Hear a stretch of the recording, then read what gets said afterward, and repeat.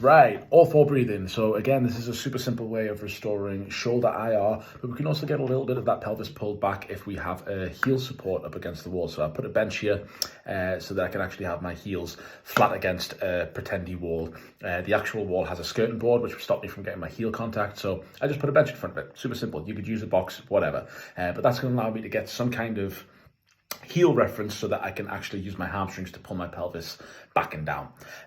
So I can get a little bit of everything in this. So that's going to help me restore some IR at my pelvis, but the position that I'm in, all fours, is also going to help me restore some IR at my shoulders because of the 90-degree reach that I'm in and the fact that I am in prone. This is prone, yes. Yes, this is prone. I get confused between prone and supine. The fact that I'm in a prone position is allowing air to travel to the front of my chest first. So overall, I'm getting a great IR bias towards this whole thing. Now, the cues for this, we need to make sure that our pisiform, the little first knuckle, is on the floor. And we also need to make sure that our chest muscles aren't kicking on. So we can't be reaching too hard. We can't be like really driving everything forward. We also want to make sure that we're not rounding our back.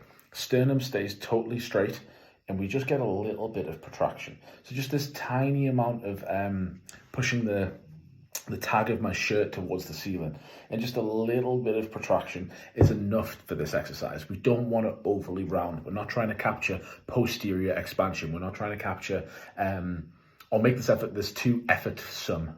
We're not trying to make this exercise too hard. It wants to be a gentle, all fours, and then the same breathing pattern that we use through everything. Big, open mouth exhale, 5 to 7 seconds until you feel your obliques kick on a little bit.